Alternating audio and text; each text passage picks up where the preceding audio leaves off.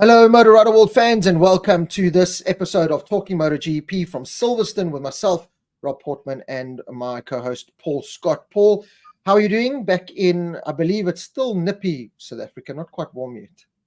Yeah, Rob, Lacquer, welcome to have you. Nice to have you back. I hope you had a good break wherever you went. The weather's been good here. It's chilly at night. I believe this coming weekend in Joburg might not be the greatest. I can't speak for Cape Town. They've had immense rain, but Joburg's actually been very pleasant. Normal, call it, are we going into spring almost, mid-20s or early 20s during the day, but chilly at night. You've got to wear a light jersey. But it has been good. But not as hot as the racing, I can tell you that right now, or MotoGP in general. So I don't think anyone wants to hear about the weather. Let's kick the show off, Rob, because we missed you last week big time.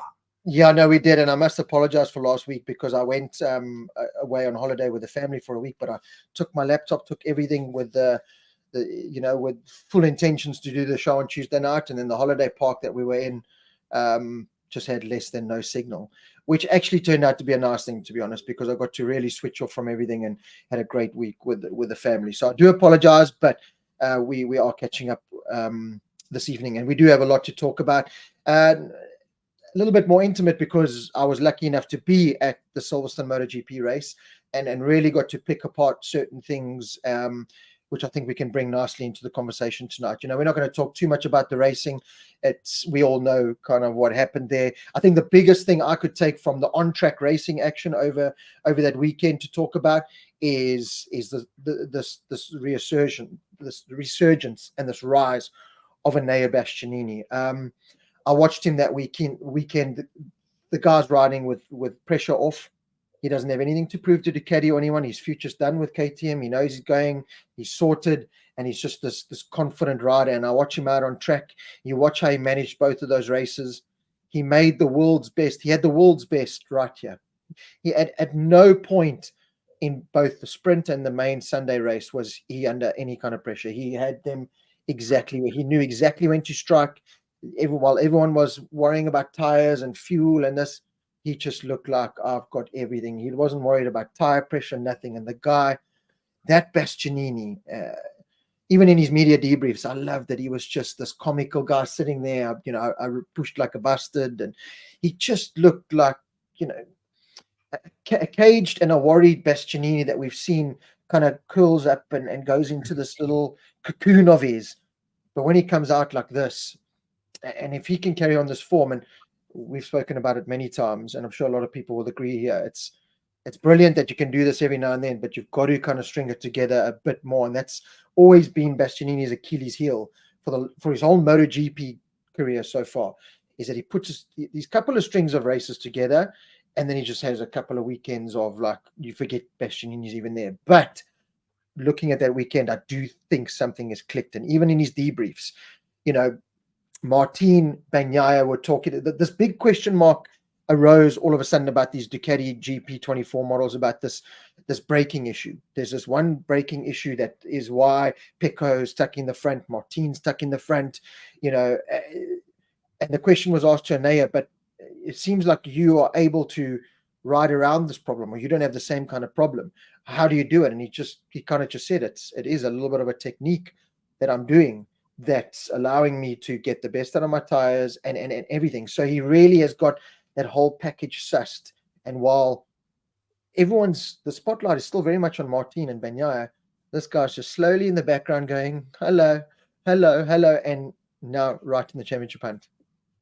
Yeah, absolutely. But like we've discussed with the Maverick Vinales, the Bastianinis, don't do it for one weekend. Do it consistently. Now, I know he was very good 2 weeks prior to that. And this past weekend at Silverstone, he dominated. It's a fast flowing track. This coming weekend, we're in Austria, which is as fast as the track is. It's pretty much a point and squirt track. So let's see how Bastianini does then, because I certainly think the more flowing tracks suit his riding style. I could be wrong. He's most certainly, if you go back to the end of 2022, I think the last 4 races, he won 2 and he podiumed in 2. And then he got injured I think it was the very first race of last year, broken shoulder blade. And that Then he got injured when he came back again. So last year, to be on the factory Ducati and then get that kind of a start to your factory career, put him on the back foot.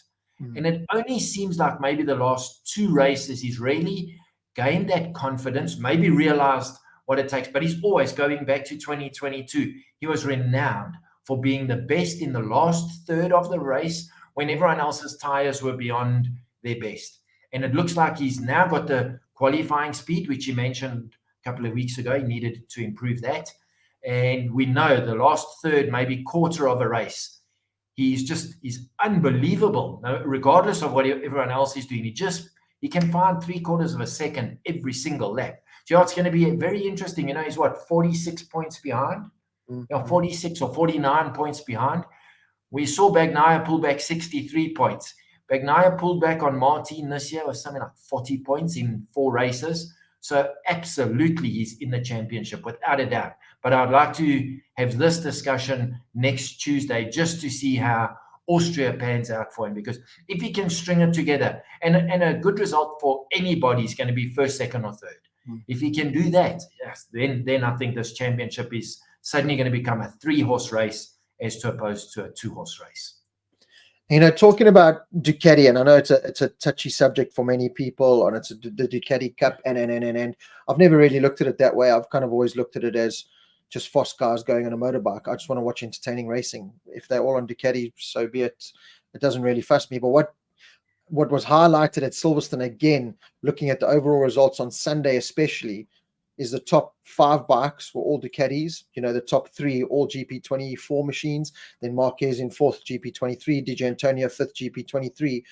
Last year's Silverstone winner on the Aprilia, Aleix Espargaro, and pole position this year, we can't take that away from him, but finished 9.5 seconds off the pace. So we talk about, KTM and the struggles with Brad, and not being able to keep up in that. Again, what we've spoken about is just this: Ducati are taking this level, and it's not just Ducati; it's this rivalry between Martin, Bagnaia, Marquez.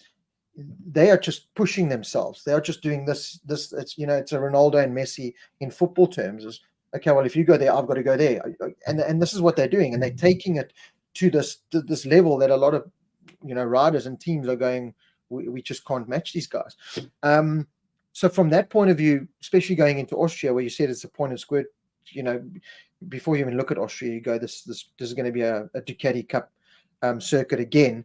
But that was another big thing that I pulled from Silverstone, is looking at those results when last year's race winner, Aleix, was 9.5 seconds back of these Ducatis. Alex Marquez was 7th, and Bezzecchi was 8th. So you've got all your all your Ducatis pretty much, other than Morbidelli, who we know the struggles he had on the weekend, but all inside the top 10.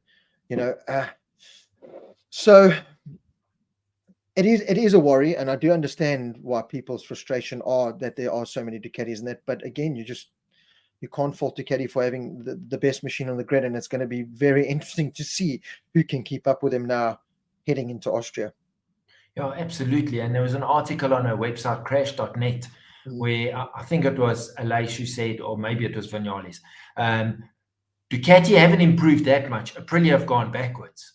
And I don't know if I agree with that sentiment, because at times the Aprilias are very good, but all the Ducatis are always good. So that says it can't just be the machine. It's the machine and the rider combinations. So you've got arguably the best 3 or 4 riders on the bikes, and it is the best bike. And exactly what you say, that advancement that Pecco thought, or that Martin thought he had at the beginning of the year, he had improved whatever it was. Everyone sees what he's doing. Suddenly it's Bagnaia pushing the boundaries. Now we've got Bastianini doing it. So you've got the best 3 on the best bike pushing each other. So naturally they're going to improve they're not going to sit back and say, oh, well, that's the best I can do.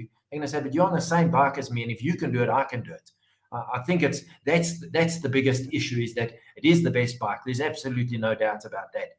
But they've also got the 3 or 4 best riders moving the goalpost every single week, where the Binders on the KTMs and the Aleixas on the Aprilias, they make a little step, and then suddenly Ducati makes such a big jump again, and then they start doubting what they've done. That's what I would imagine. So now they're thinking, did we do the right thing by doing A, or should we go back to Z?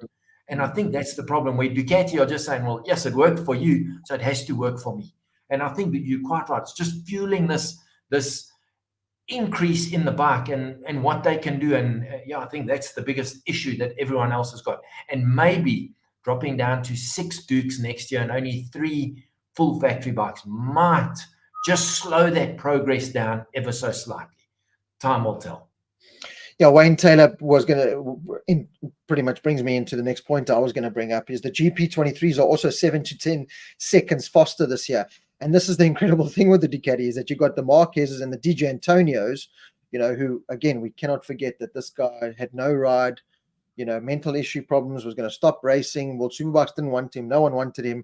Took his leathers to a test, managed to get himself, in many people's eyes, fortunately, on a VR46 Ducati, and now for 2025 he's on a full factory Ducati in VR46 colors. So massive hats off to him. But while the more recent Aprilias and KTMs, with all that money and all that tech and all that development going into them, these GP23 Ducatis that I'm sure are still having little minor development things to them are still improving. And this is where, yes, I hear the argument from a lot of the Marc Marquez haters, and there's a lot of them out there. I'm so tired of hearing the same drivel. The same drivel over, and it's like, get over it. Okay, yeah. But I agree. We both thought that, everyone thought that he would have won a race plenty by now, and he hasn't.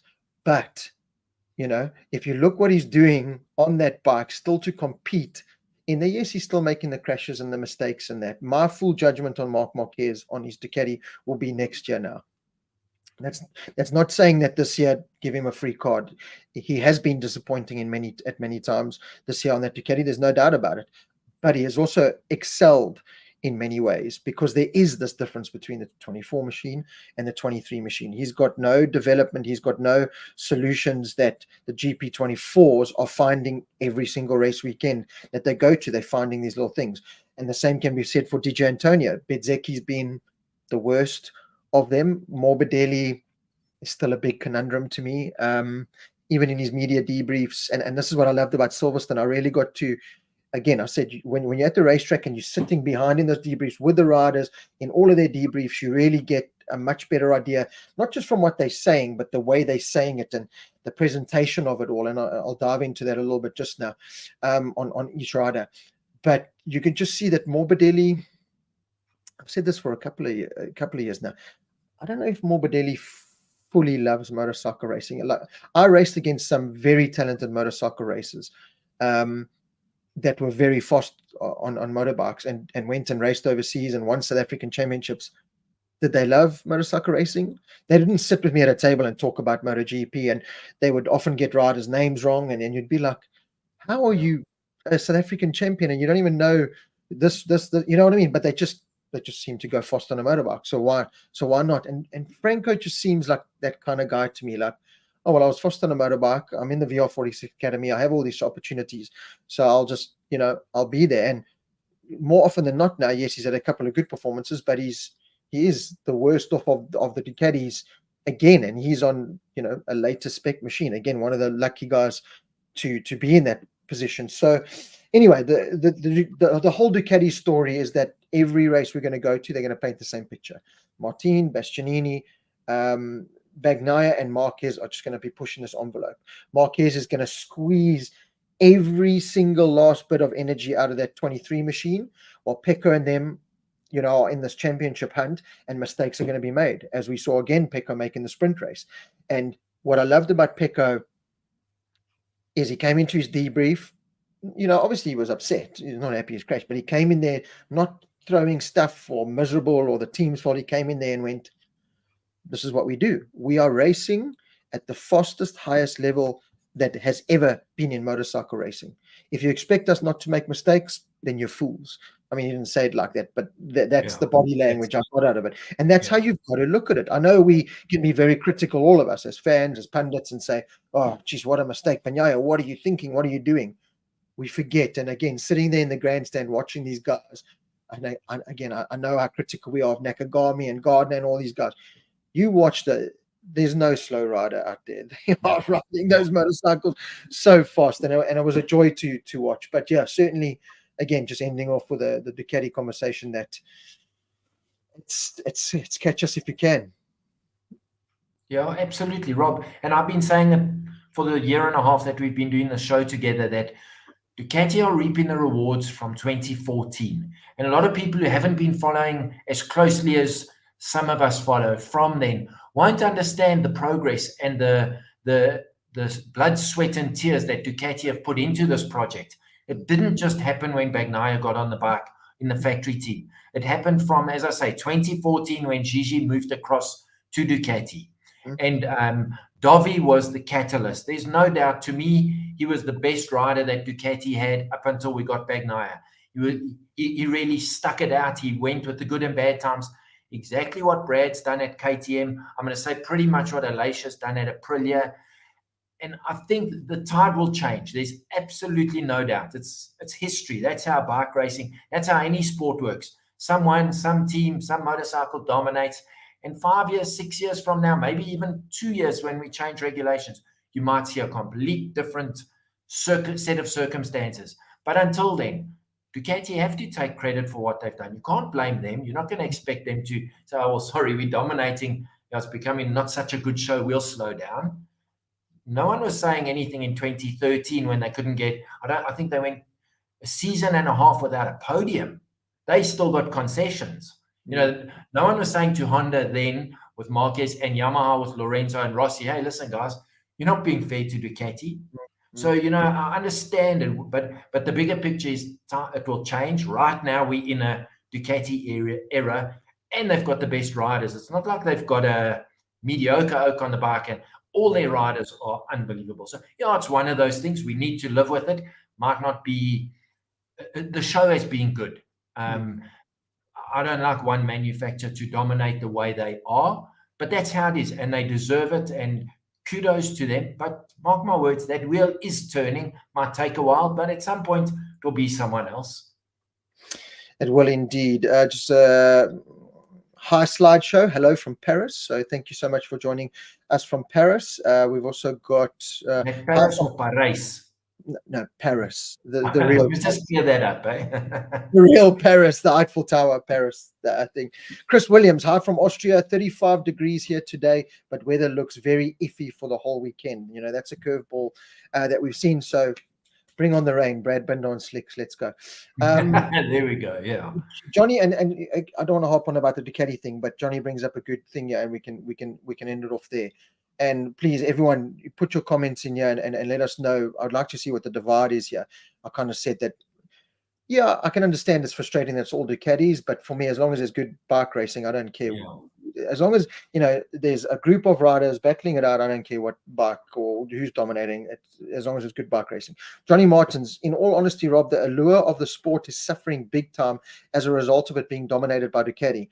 Now, Johnny, I can understand what you're saying, but I don't think the sport is suffering. I think the sport's better than it's probably ever been. There's more fan base to MotoGP than there ever has been. Okay, not at Silverstone. I'll talk about that just now. But worldwide, there's more. What I have seen in the last couple of years that I have been going to MotoGP and from our talk show and just meeting people is there's more fans that have just gone into it the last couple of years. Okay, because of Brad and because of whatever. But there's more people entertaining it. I've got some family members that, whenever I used to go to family bars, we used to talk about football and cricket and rugby, and I'd be like, oh God, here we go. Now talking to me about MotoGP and wanting to know more, So I don't think the sport's suffering. I understand what you're saying is that it's, of course we'd like to have Fabio on the Yamaha up there and Brad on the KTM up there and that. But again, it's, so what do you do to Ducati? Like, do you do a World Superbikes where you penalize an Alvaro Bautista? That's the only person that's been penalized, and we can talk about this all day. And then a top rack Razgarioglu goes and dominates. So now what are you going to do? Penalize top rack in sprinting? Are you going to penalize Usain Bolt because he was just given the perfect DNA for a sprinter?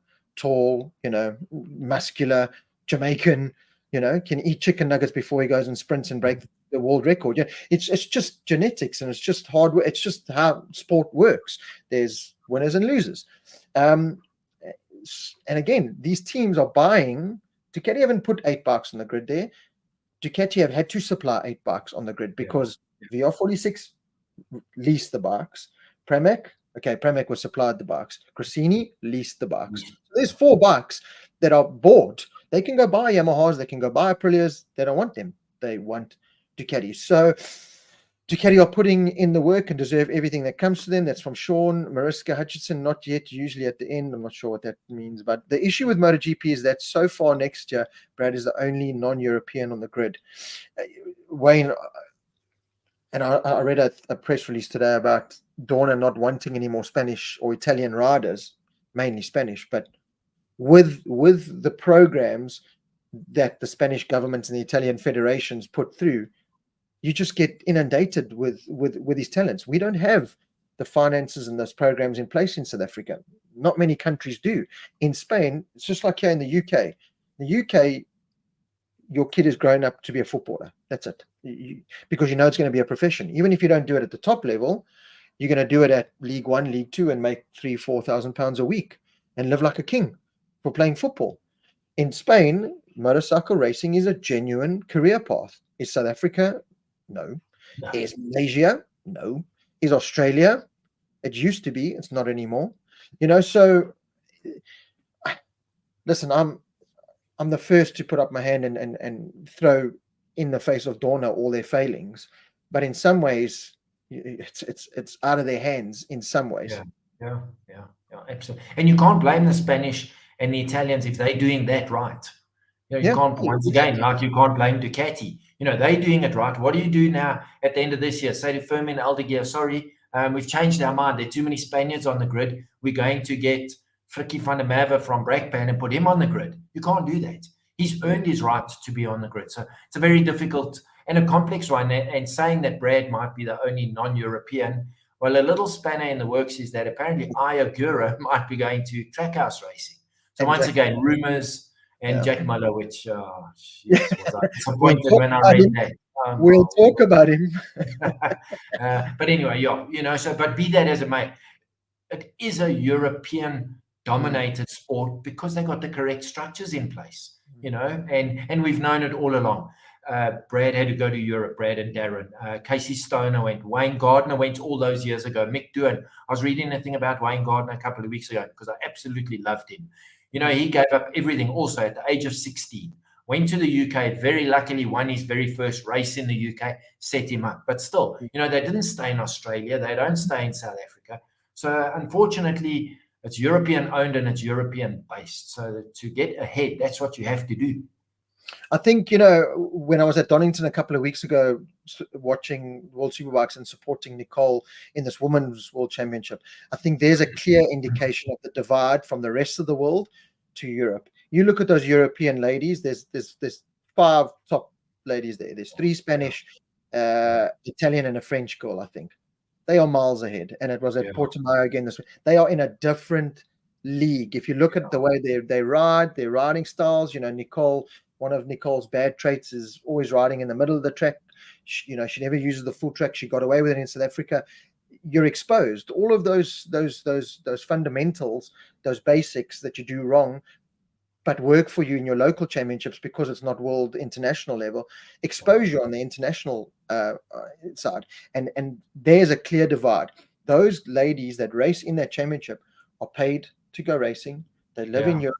They're on training every week. It's a different world. Nicole's flying to and from. Then it's talking about Nicole. We wish her a speedy recovery. Obviously, lying in hospital with a broken femur and a big cut in her. Anyway, it was a horrible crash, but hopefully the operation goes well and she can be home on Sunday. But I think that painted a very clear picture to me and the world that there's this clear divide, that Europe's doing it right because they're focused, their federations are focused on it. And again, it's a career path compared to the rest of the world where currency doesn't help, sponsorship doesn't help. Beer companies and all these are still sponsoring motorsport in European countries. South Africa, Castle Lager's not going to go sponsor anyone. They're going to sponsor rugby. All the South African money goes to sports like rugby and soccer and cricket and blah, blah, blah. In Europe, it goes to motorcycle racing. They couldn't give a nothing else exists. It's motorcycle. So I think that's the clear divide. It's Hi, gentlemen. Cabello from South Africa. Cabello, welcome. Nicole Briett, Uncle Rob Portman. How was the atmosphere in the paddock this year? And this was a big question. We all know the attendance. I don't know if everyone knows and had a look, but the attendance was down 40 something thousand on race day or over the whole week. It was really bad. And Nicole, to honestly answer you that question as simply as I possibly can, it was tragic. It was lifeless. It was boring. Silverstone just has no atmosphere. It's flat. It's a commercial business park. There's no decent. Yeah, James. Okay, Paul. James Dent, our good friend, was with me at Silverstone, and James doesn't pull any punches. So from the minute he landed in the UK, he just hated it because you land at Heathrow and you park 4 days away, and you got to, the plane's got to come, and then you get off, and then you walk 4 days to get through a terminal, and then the traffic here is so bad. There's roadworks. They put cones on a highway to block a highway. Then you can only do 80 k's an hour on a highway. They're very reserved here, and Silverstone was the same. They're very reserved. They're very, I don't want to knock anyone, but basic. It's just, you go to Magello, and it's and there's bikes on rev limiters, and there's atmosphere and flares, and in the beautiful hills, and you've got Silverstone is just sat on the grandstand, and I mean this in the most polite way as possible. And Ollie Motar knows Anya, and he's my my go-to guy now, and my man here in the UK, but sat next to a bunch of boring poms who, watch the racing, and someone will shove it on the inside and they go, whoa. The Spanish and the Italians will get up and kick you, and you're like, what, geez. But then, having said that, I went to luckily enough to go to a Wembley football match with my son the other day, and that was the atmosphere you expected. We bought sitting seats. We had to stand the whole game because they were just standing. So, Nicole, I've gone the long story, but it was boring. The atmosphere was lifeless. It was a ghost town in many ways. Even with my media partner, you had to park at P2, walk a K to catch a shuttle, to then 5 minutes to the paddock. Everything was so separated. Everything was so diluted. The prices of everything were wrong. Silverstone charged for this. It was £15 for a program. £15 for a program. James like, you want one? I was like, no, give me the £15, but I could feed my family for 3 days. I don't want no program. It just, you paid £25 if you wanted to park outside, and then you had to walk. The track is 6 k's, 6 kilometers. And here's a story. So James bought us grandstand tickets for Friday, Saturday, Sunday. Okay. The grandstand ticket for 1 day could have done your whole Le Mans race weekend. Your grandstand tickets for the whole of Le Mans. Yeah. Friday, Saturday, Sunday. 1 day at Silverstone. Okay. So we had a roaming grandstand pass for the Friday at Silverstone. So we can go on any grandstand. 2 of the 15 grandstands were open. Oh, you're kidding. So here's James in his element again. Another thing, we're walking. You walk over this bridge to get to the other side and watch on the outside of the track. There's no service road or anything. Everything's fenced. They've got a fence, and then 100 meters, another fence, and then 100 meters, and then the track. So you're so far away. They've like left it up from Formula One. So you're so disconnected. So you can walk over this bridge, but you can't walk back over the bridge. You've got to walk over the bridge. They won't allow you to walk back over. I don't know why. And you've got to walk 4 k's to get under a tunnel to get back to the paddock. It was just like, it was a, I don't want to say a horrible experience. Listen, I was listening to MotoGP and looking at the bikes, the 75th anniversary colors. Mamma mia. Oh, that alone was worth the entry ticket just to see those. But other than that, it really was, the paddock is quite nice when it's empty because you have a bit more, intimacy with the riders. They're not bothered as much. But yeah, it was, if you are saving up for a MotoGP and you're coming from South Africa, do not do Silverstone. Please go to Austria, go to Mugello, go to Essen, go to Valencia, go to Catalonia, Misano. Go to one of those. Don't waste your time and do Silverstone, please. Yeah. And a little bird has told me that Silverstone took a big hiding on this. They have a 2-year contract left. They've moved it to end of May next year, which is, I don't know how that's going to work because it's Isle of Man TT territory. But we could see MotoGP return to Donington Park. I'm just putting it out there, which would be great. Which would be much better. Yeah, correct. I've been to Donington for World Superbikes. I've never been to Silverstone, but that was part of my reasoning, was that a mate of mine went to Silverstone not last year, the year before, and he said, "You're so far from the track. You can see and hear everything," but he said that disconnect, exactly what you said. He said there's no intimacy between you and the racing, where 2 years ago we were in Misano, the year before that in Mugello. Those are tracks where, and as you say, the atmosphere, okay, the Italians are different. And I think they're a lot more passionate, and they've got riders at the front, which makes a huge difference.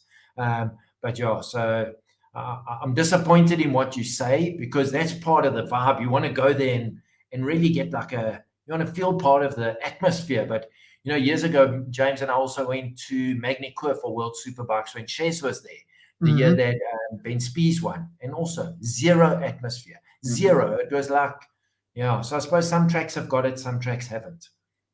So Oli Moto, I know you're saying Donington is old and tired, and it is, but just watch the space. Watch some big renovations being done to Donington. From what I hear, it might just all be complete talk. What about a place like Cadwell Park?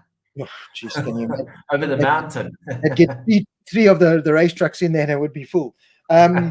But there's a lot more to it than just, why don't you do it there? Exactly like Oli Moto in some ways is saying. And I'm probably going to open up a can of worms here by talking about it. But Mariska Hutchinson says, our new Minister of Sport is trying to bring F1 back to SA. We should introduce him to MotoGP. And I had this discussion with Bjorn Esmond, who's very optimistic, let's say, of MotoGP coming to South Africa.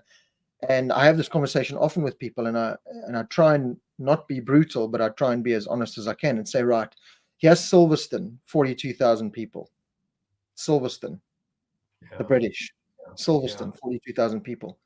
You're going to get to South Africa. Someone's got to fit between 28 and 35 million rand to host MotoGP that you lose. You don't make money. You're not going to. Gone. Silverstone are taking almost £1 million hiding on this. Someone's taking £1 million hiding. So in South Africa, someone's going to be willing to lose 35 million plus. Goodbye. Yeah, we've got MotoGP, sweet. Then the argument is, right, how much is it for a weekend ticket or a day ticket? And I say to Bjorn, geez, for a day, you're looking, I would imagine, just for an entry ticket and sit, at Clubhouse Corner or something, $2,000, 2,500 rand. And he's like, never. It'll never be. It'll be between 500 and 1,000 rand. My bad. How much you pay for a 2-liter milk? This is MotoGP.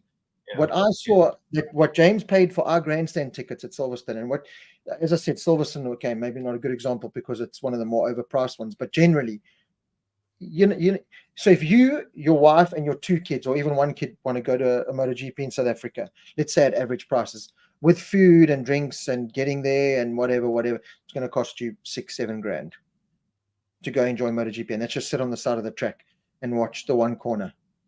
Okay, Kyalami doesn't have the entrance. You're not gonna, let's say you get 50, 60, 70,000 fans, which I don't think you would, but let's say you do. Where they're all going to park? Where all the hospitality is going to go? It's easy to say go to Kyalami. Someone's got to spend 5-6 million on the track to make it safer, to make the access roads better, even for Formula One. So it's a hard question to have, and that's what Ollie's, and I can understand him saying that about Donington because I've been there now. It is in many places, it needs a lot of work, but anyway, Silverstone was, I know Craig Hicks is saying I was in the wrong place. He was in the KTM stand. I got to see him there, and I actually got to meet a lot of South Africans. It was great. It really was great to see. There were more South Africans there than there were Brits, to be honest. But our rider in MotoGP did better than the British rider. Exactly. There we go. It was a total rip-off. We're not doing British next year, Craig Hicks. So Rob Mackey never walked so much in my life, and he's also saying it was soulless. It was a pity because there's a lot to Silverstone. I got to do the museum, and there's so much heritage there and history that sells you. But then when you're walking, especially, I mean, we did Thursday, Friday, Saturday, and Sunday, which was a bit of overkill. But it was just my highlights was getting stopped by South Africans and having the conversations. That was actually my highlight. Because as I said, when you got on that grandstand, other than the sound and the looks of the bikes, it just wasn't there. We have a superbike culture in Britain. We have a strong and cheap domestic series in BSB. Plus, we have the TT. MotoGP is less important to a lot of people than it is abroad because of that. Oli Moto, yeah, perfectly said. 100%. Minimum 160 euros for average grandstand ticket for Austria. Sven Grun. So, okay, what's 160 euros? 3,000 rand? And is that for is that for one day or Friday, Saturday, Sunday? Does he specify? No, he doesn't specify. That's Sven answer that question, but I think that might be for Friday, Saturday, Sunday. You see, a diehard will pay that. No, yeah, absolutely. How many diehards are there in South Africa? Yeah, correct. Yeah. How many diehards are there? Yeah. A Brad Binder meet and greet event gets 3,000, 4,000 people at most, if you're lucky. Yeah. But who's going to fit the bill, regardless of the fans and where the car? Sure. Who's going to pay the bill? Not the ANC, not the Minister of Sport, who can't even spell motorcycle. So who's going to do that? Anyway, a big talking point that I want to talk about from Silverstone that I really want to clarify is, I know us as South African fans and Brad Binder fans are very frustrated with KTM. We feel like they're doing him injustice. We feel like they, sabotaging his bike to make Pedro look good and whatever. And, I'd be lying if I didn't say some of those things creep in my mind when you see these bad performances and you get very angry as a fan. When I spend weekends like this as a journalist, but also, I got to spend a lot of time with Brad, which I absolutely love, and Darren. They invite me. I was with the Red Bull KTM hospitality the whole weekend, myself and James. We had dinner just about every night with Bjorn and Brad. It's really great because you talk a bit about bikes, then you reminisce, and it was just laughs. I got a 12-pack. You can't see it now because the camera can't show it, and camera adds 10 pounds. But I got a 12-pack from laughing so hard with James, Brad, and Bjorn. It was fantastic. But I can tell you now that team bleeds for Brad. Bleeds.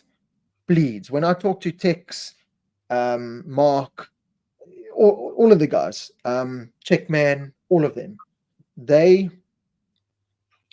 we couldn't have asked for Brad to be in a better team. Are KTM failing? Yes.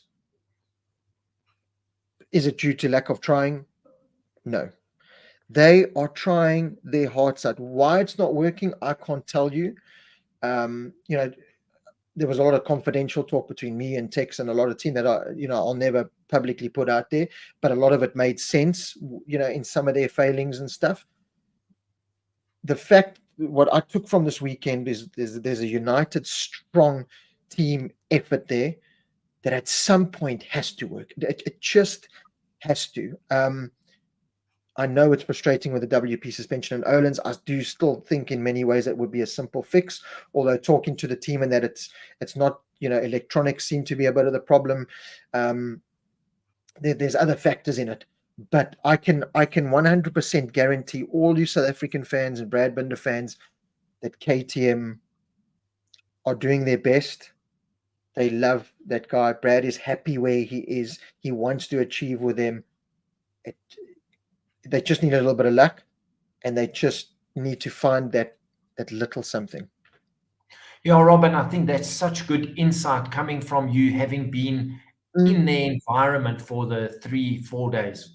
Obviously, Thursday not being a race day. Paul, I sat there with Tex and them on the Friday night or the Thursday night, and I do the fan talk and say, "What the fuck are you guys doing, man?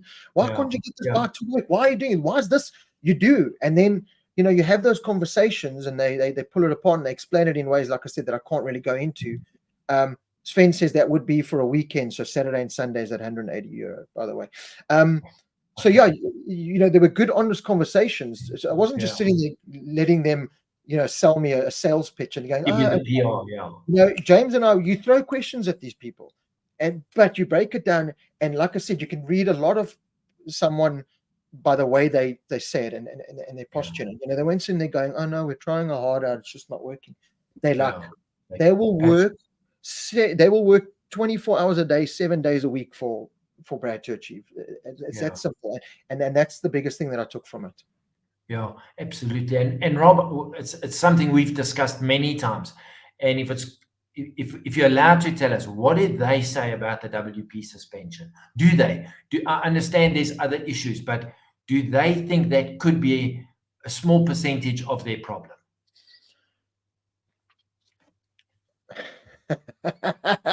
Paul. I'm not putting you on the spot. Well, yes and no. Because they don't know anything other than WP, they can't say. You know, their problems.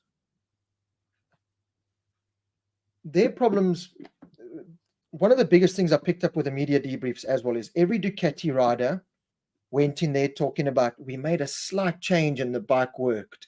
We made a slight change and the bike worked. We made a slight change and the bike worked. Fabio came in there on Saturday after the sprint race, like, the kid's just so deflated. You know, the only thing cheering him up is his 12 million euros he's getting paid to play. But he sat there and he just said, it is so frustrating. Every time I climb on that motorcycle, it's a new motorcycle. There's a new aero. There's a new engine mapping. I just want consistency. I just want a bit of normality. It's exactly how he said it. He was just like, please. And Fabio, Honda, Marini was a bit more upbeat because he was, although there seems to be a little bit of a divide there that I picked up, and I'll talk about it just now. But anyway, they were all, even Brad, you know, yeah, my team turned the bike upside down and we found something. Yeah, you know, we put a new aero on. Then so they all doing this up, down, left, right, and center to find solutions where Ducati are going small. So that was the one big thing I found. And KTM, speaking with the guys, and this is the frustrating part, is it's not this. Otherwise, they would have found it. If it was engine mapping, it would have been solved. If it was suspension, would have been. I still do think they can never admit that Öhlins would be the way to go. I have no doubt if they plugged Öhlins in, spent a bit of time with it, it would find them maybe not the full half a second a lap in race pace or whatever it is that they're off for 2/10, but it would certainly find them 1/10 straight away.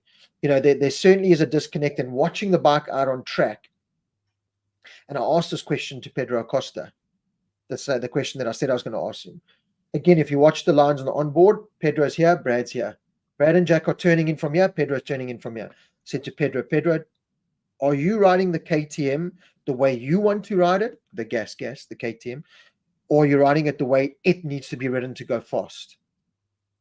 And it kind of stumped him a little bit because, you know, he looked at his PR goal and he's very you know, PG. He's very parental advisory advised. It's if this, as a kid, you know, this effing thing is this, you know, this effing thing is. He's very passionate. He's not miserable. He's very passionate. He's real. He's honest about where him and the package is.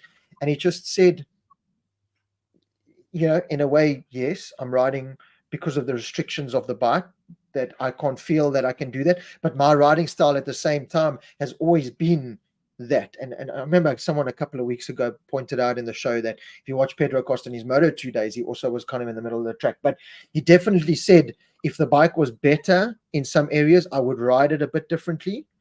And again, sitting and diving into it with Tex is, you know, they have highlighted a couple of areas where Pedro's doing things a bit better than Brad, and that, you know, Brad could work on, vice versa with Pedro and Brad.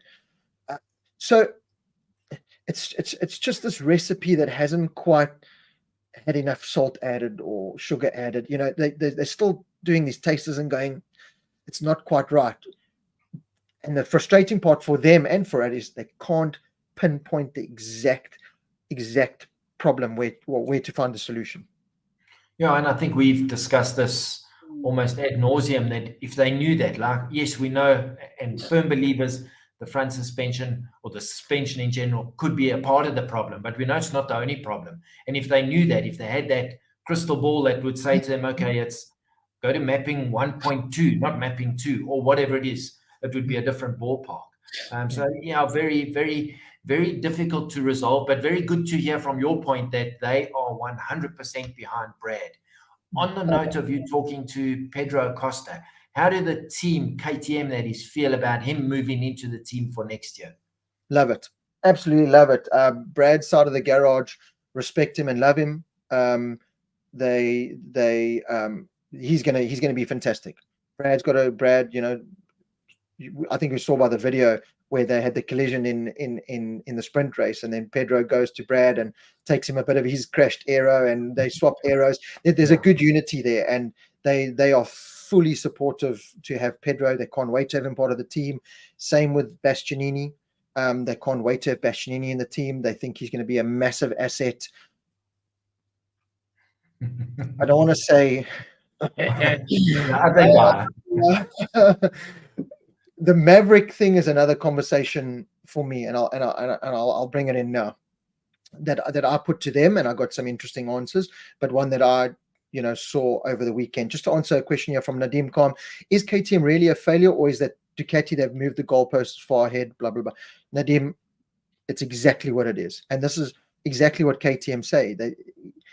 When they make a step forward, they pat themselves on the back, but then Ducati make 2 steps forward.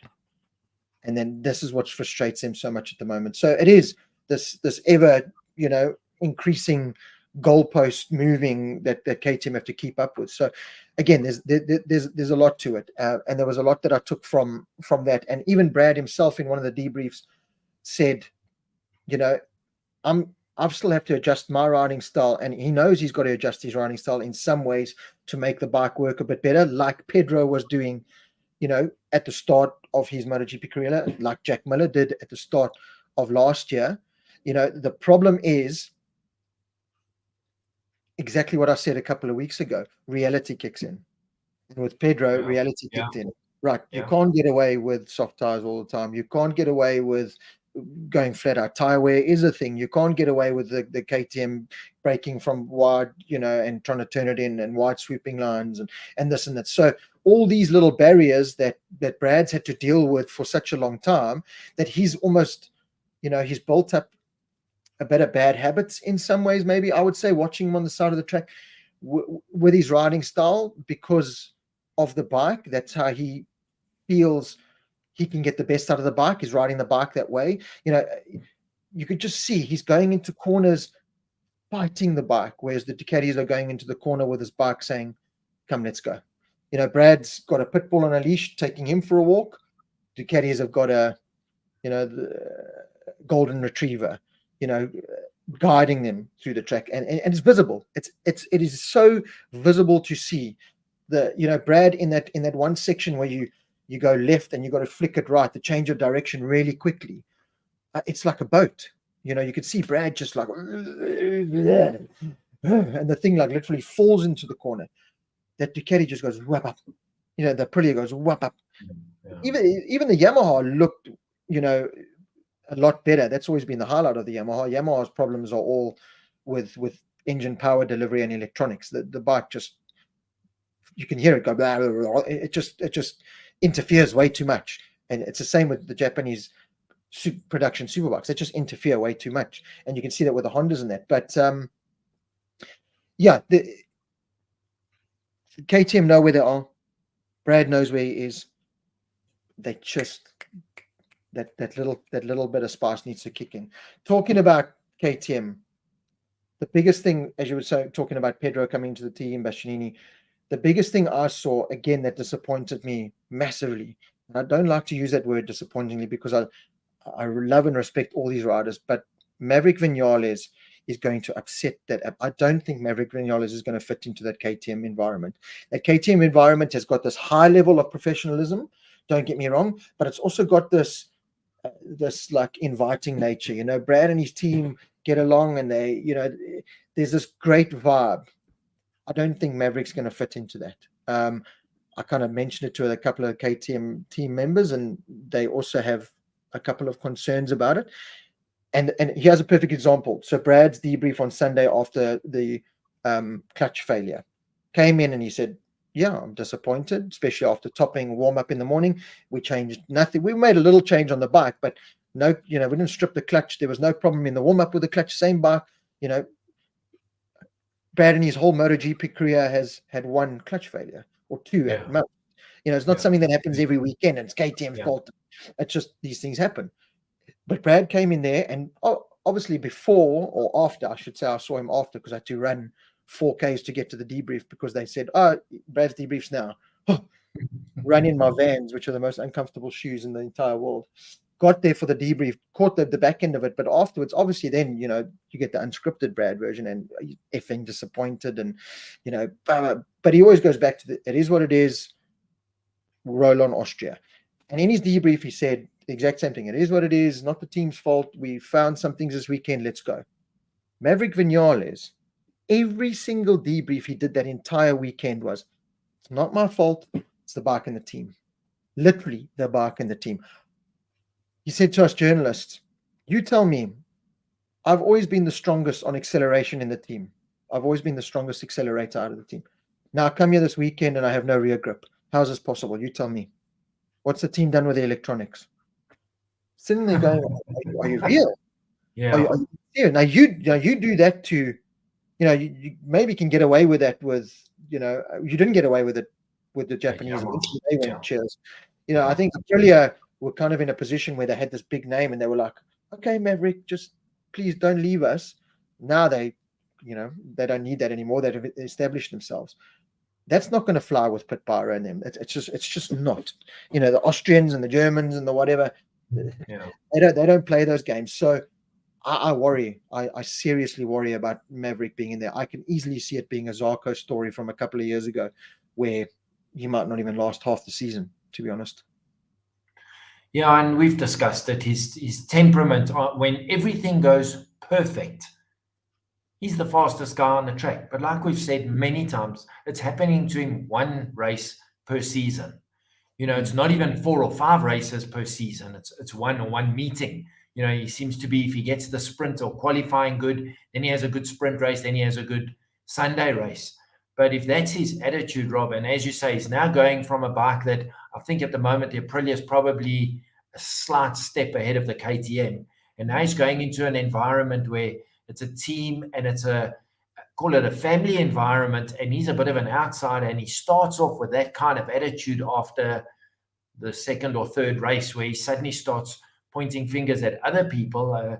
The shortcomings will get exposed very quickly. And, once you sour that relationship, it seems like at this high level of motorsport, regardless of MotoGP, Formula One, superbikes, once you've soured that relationship, it seems like it's really difficult to smooth the waters or bring it back to where it should be. And that's been the demise of many a person. So, I think you've hit the nail on the head there. We've discussed it. It would be no surprise if he walked in there after 4 or 5 races started flicking and shouting and doing what he does in Spanish. Not that he has temper tantrums, but he's, maybe Alasia's temper tantrums are better than having a guy like Maverick who won't take responsibility and doesn't work to the benefit of the team. He's, he blames everyone else. So I don't know. It's going to be a very difficult situation to manage, and it might alienate him from the other 3 riders almost immediately. So we'll have to see how that pans out. And from what you say, they're not looking too forward to it. Yeah, I mean, in some ways, of course, Maverick's a talent. We know the speed of him on his day. So you look at that, and anyone would rub their hands and say that's the Maverick we've signed. That's the Maverick we've put pen to paper on. And whether you get that Maverick or how often you get that Maverick is the story. Now, how hard are the team going to work to be able to get that Maverick? How patient are the team going to be with these kind of little outbursts? In the debriefs and that. It's a question we wait to see the answer of. Dean Lemon says, I got kicked off the SA Motorcycle Facebook page because I dare share a TNT Sports Emmett interview with Acosta. His training is amazing, and he is no wonder that he can adapt so easy. Dean, I see this with South Africans. Obviously we don't like any threats coming. Pedro Acosta is a massive threat to Brad. He's beaten him in a fair few races this year, whatever. I promise you, as I said, I spoke to Brad. Brad respects the guy. Brad's got no problem with him. His team's got no problem with him. I've got no problem with it because I'm a fan of Pedro. I love watching him ride a motorbike. I think he's brilliant. The way he conducted himself in the interviews and that, I see a natural guy that loves motorcycle racing. But what I look at is it's someone that's going to push Brad to be better. And I think we've already seen that. Jack came in the team last year, forced Brad to pull up his socks, and he did, and he was better for it. Pedro is just going to do exactly what Martin, Bagnaia, and Marquez are doing for Ducati now. He's going to push that envelope. If Brad was 50 seconds ahead of the next, if Brad only had Augusto Fernandez, we wouldn't see the fast Brad we're seeing now, because Brad doesn't have to push. Brad does not want Pedro to beat him. So Brad, the Ducati carrot may be a little bit too far-fetched sometimes, or unrealistic sometimes, but the Pedro one certainly is fully realistic for Brad every single race meeting, no matter what. Same motorcycle, same everything. So that's a realistic carrot. So if he's being beaten by that carrot, he knows, right? I must pull my socks up. If you get beaten by the Ducati and Bagnaia and them, or 4 Ducatis, okay, geez, and I'm the first KTM, good job. If Pedro's beating you, there's a problem. So yeah, Dean, I don't know. I do see it a lot. But having said that, I promise you, and you can ask James, Paul, and Ollie Moto, you might actually maybe comment on this, and Craig Hicks. Are still quite a few VR46 t-shirts, Ollie Moto, running around the paddock and stuff. Brad Binder, Red Bull KTM caps. Jack Miller, Red Bull KTM. Red Bull KTM apparel was everywhere. And Pedro Costa. Let me tell you, I saw a lot of that stuff. There's the drips of Marc Marquez and Fabio and stuff. But even walking in the paddock, there's still the queues outside the truck of Marquez. Fabio, still a little bit, but not anywhere like it used to be. Brad, quite a lot, because there's a big South African contingent, and I think the British can relate to him a bit more. Pedro was inundated, and if I think a year ago when I went to Silverstone, I had to get something signed from him, and he was in Moto2, and everyone was like he was so easy to get to because it's Pedro. Yeah, Moto2 world champ. Yeah. Now 1 year later, the guy couldn't move. So they've certainly got a good reputation in terms of plenty shark apparel in the stands, inflatable sharks. So yeah, a lot of people saying it. So you're not expecting a wall to be put up in the garage between Brad and Acosta then, Ollie Moto? No, I don't expect. I'm hoping it'll be one of those friendly, fiery. It'll be a fiery. All these guys are going to have a fiery rivalry, but I think they both understand where the KTM project. If by some miracle the KTM project gets to where Ducati are now, and they're fighting, they are the bike to have, and they're the ones to beat, and it's Brad versus Acosta for race wins and championships every week. Sure, maybe, but to put up a wall for 6th, 7th place, you know what I mean? Yeah. I don't think they're that egotistical to even go there. So anyway, it was nice to see the support for the Red Bull KTM and that brand doing so well. They just need Acosta is the younger generation to take the mantle and raise the bar for the team and the sport. Craig Hicks perfectly said. Perfectly. That's exactly what I was going to say. He is the future of MotoGP. There's absolutely no doubt. Personal opinion, I can't see Fermin Aldeguer quite performing at his level initially, no, even though he'll be on a Ducati. I just think Pedro Acosta is the future. Whether it's 3 years from now, 5 years from now, I mean, let's face it, the kid turned 20 3 weeks ago, so barring any injury, which I hope no rider ever gets to foreshorten his career, he's certainly the next generation and for the next 10 years. And then Paul, someone else will come along. That's how it is. Well, we've got Alonso coming from Moto3. I think that kid is Colin Via just signed his Moto2 deal to go to IO Moto2. I think that kid is sensational. There's some really good talents coming up. There's no doubt about it. Rushay Mudley, I think, is going to be a really top talent for us if he can get the support to go through the ranks and find himself in a right Moto3 team, hopefully next year and stuff. So there's some really good names. I was in Frankie. Yes, Ollie Moto, you were in Frankie Morbidelli gear. Now I remember. Loads of VR46 gear, the most of anyone still, but an increase in Marc Marquez this year. My wife got a Pedro Costa shark shirt. You see what I'm saying? That's what it is. Yeah. Sergio Garcia. Sergio Garcia, Andre Calvert, absolutely right. Big fan of Sergio Garcia as well. Question to everyone that is watching right now, and you, Paul, as well. We've got to say it. What would your best 75th anniversary livery be from the Silverstone race weekend? Without a doubt, I am a Honda man, but without a doubt, the Honda, was it Mir who had the Randy Mamela helmet? Absolutely, without a doubt. And I love the Yamaha. I even messaged James and said they've copied your R1 because his bike looks like that before theirs. Me personally, I wasn't impressed with the KTM. Marquez's bike's okay, but remember that was Fausto Grassini's 1983 bike. But to me, that generation of the Honda, that color, better than the Rothman's bike, better than the initial Repsol bikes would do. That to me was just unbelievable to me. And as I say, that's saying it not as a Honda man. That's saying it, I think that was the best bike. And then next best, definitely the Aprilia, because that's going back to the Max Biaggi days, and all credit to Aleix for doing that helmet. First getting Max's permission, and I think it was absolutely fantastic. And it's a pity we can't see those colors for the rest of the season. What was your pick? So I just want to answer this question here from Bevan. Rob, was there any merit in the clickbait article, Jack blaming Brad for getting fired? No, it was complete and utter rubbish and nonsense, to be honest. Johan van Deventer, Aprilia. Robert Mackey, I love the Aprilia. Sven Grun, I never bought any of the merch this year. All the riders change next year, so save for that. Luca Jefferson, Aprilia gave away my age. Daryl Nothard, Aprilia.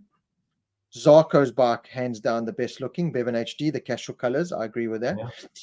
Kyle James, Aprilia. Sean and Ronnie Good, Honda. Olimoto, Honda. The VR46 livery was great too. Yeah. So mine was Aprilia. Mine was Aprilia for sure. Honda, I did love. Honda would be my close second.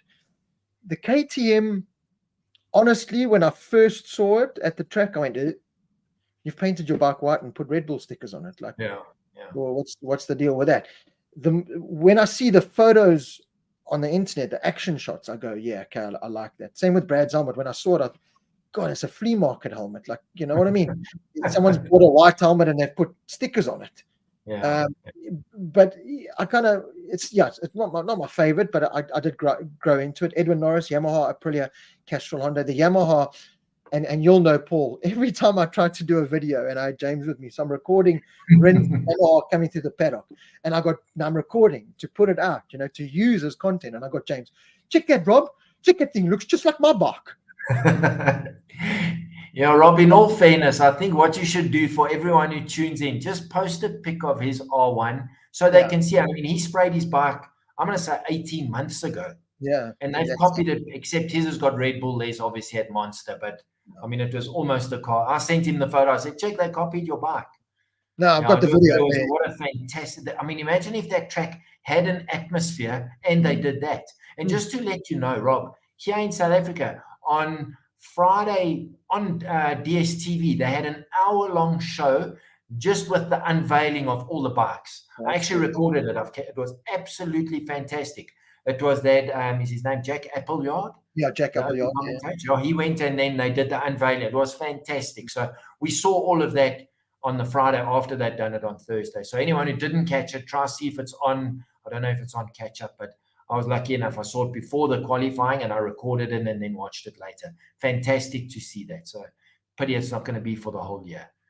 I think the worst looking, not worst looking, but the most disappointing to me was Trackhouse. But also they don't have a history, so and they've given credit to all the Americans, which is fantastic. Yeah, I like the Grassini bikes were the worst for me. I stood there and I went, God, I understand the Grassini but it just was boring as hell. The font and everything they used. As Olimoto, the VR46 livery, he's had so many amazing liveries, like the Austin Powers and go with one of those. The Sun and the Moon. But you're a VR46 fan through and through. We're all VR46 fans in some way or shape. You have to be. Speaking about VR46, did you speak to Digia for me? No, what I did say is I didn't actually even ask him a question. I just said, Digi, I would just like to tell you that I think you've done a great job from where you are, where you were to where you are, because the news had kind of broke about the GP25 deal. And I should have actually mentioned you, Paul, but I kind of took the credit. because I was there. So unfortunately, sorry for you. Well, as long as you send Jack my regards. No, no, I didn't. You did not exist in that Red Bull KTM hospitality whenever I saw Jack. Pramac bikes look good to me. The Ducatis, they were red. I suppose you can't do Yeah. it much more. It's a Yeah. shame the Suzuki. It's a shame. Yeah, Olimoto. I think we had this discussion. I had this discussion with a couple of people there. It's a shame Suzuki weren't there. Imagine a Pepsi Suzuki and Yeah, Sean's Colors absolutely. Or Lucky Lucky Strike. Yeah. Yeah.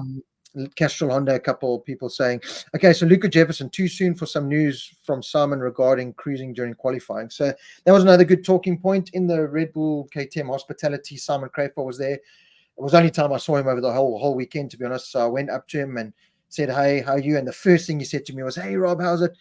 Do you now know why I can't do your podcasts anymore? And I said, yeah, I do know. But anyway, I want to congratulate you. You're the perfect man for the job. And then I said, I just hope they don't give you an instruction manual and handcuff you to do this job. And he said, I hope so too. I went in there with a clear kind of picture of what I want to do and the way I want to do it. And they seem very accommodating with it. And he said, the first thing that's going to change is this towing and qualifying and this hanging back. Like I said, I'm a big Marc Marquez fan. You are as well. I think everyone in a way as well has to be a Marc Marquez fan for what he's done. But I don't like this slowing down and tagging. And 100%. a lot of questions were asked to him and all the riders. Every single debrief, that question came up. Aleix and them called it disgusting, pathetic. Panyaya, we all heard and know what they said. Mark just came and said, what do you want to do about it? What are you going to do? Can't go to Super Pole. Super Pole's boring. It's not for the show. People want the show. Does this not create a show? It's motorcycle racing. How are you going to stop it?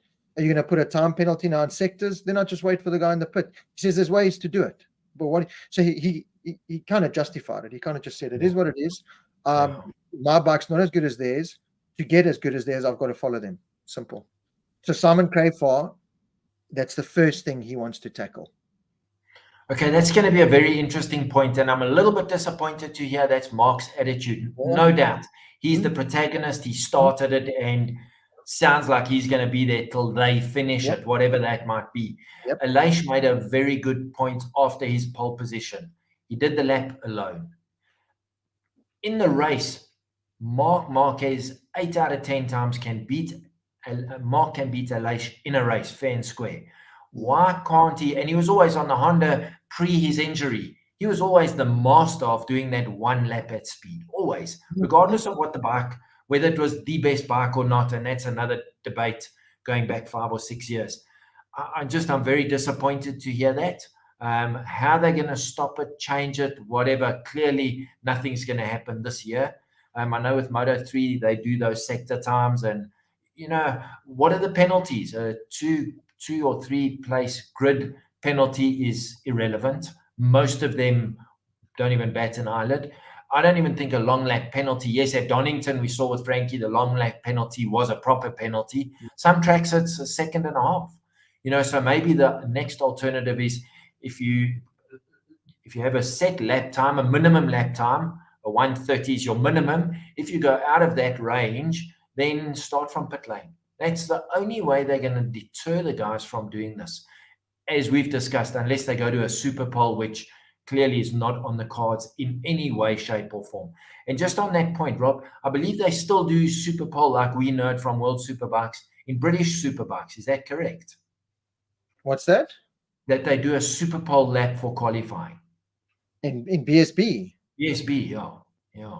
No, I don't think so. I think it's a normal qualifying. Sorry, I haven't watched qualifying. I just watched the race weekend. No, I just read somewhere. One of the formulas, and we know it's not World Superbikes, is running a super pole lap, like we used to see. And I've said it many times. I think that's more exciting because you've got one chance now. You've got to outlap one lap and then you're done. But anyway, it's become a problem. But on that point, did any of the riders, the Bagnayas, the Aleix Espargaros, did they come up with any kind of solution, or do they just say they think it's disgusting, it's garbage, it's BS, they must stop it? Well, they came up with penalties. Pedro Costa was I loved his answer. Someone asked him and he said, well, my first year in Moto3, my first ever race, I started in pit lane we all know what happened. He went on and won the race, but he said, I started in pit lane. I didn't get a warning. I didn't get anything. I started in pit lane. Now, obviously, on a MotoGP bike, you can't do that because there's carbon brakes involved, tire pressure. It's a big dangerous factor. But he had the same sentiment as, we are showcasing what not to do for the youngsters. And we're doing it, or Mark is doing it. It's not a good thing. They're looking at it going, okay, well, if he's doing it, then it's okay. And they're getting penalized for it, and we're not. So it makes no sense. But Bagnaia and them, they didn't honestly, the journalists would then say, so what's the answer? And they would say, I don't know. I don't know what to do, because what do you do? Okay, so apparently they want to do the sector time kind of penalty. I don't know how you're going to work that out and who's going to work that out. Does it get to a point where you go, right, if you followed someone for that fast lap, it's gone. You do not get a fast lap if you're within half a second or 0.2 of someone. But then at the same time, you're going to have everyone then slowing down on track to not. I honestly don't know. Keeping with the whole safety factor of where MotoGP is with tires, tire heat, brake heat, and everything. I don't know. I honestly don't know. Paul, Paul is right. They do have Super Pole and BSB, but only at a few rounds. I can't stand it. Really drawn out and boring. So there's a couple of split here as well about Super Pole. Some people saying some people saying it's boring. I don't know. Look, the other factor you have to take into account is when the last podcast we did with Simon Crafar, and he said with aero the way it is now, and Brad said it because Brad actually got a toe in his qualifying.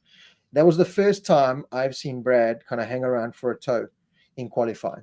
It's what you have to do. He didn't do it as purposefully as Marcus does. Slowing, he kind of fit himself in perfectly.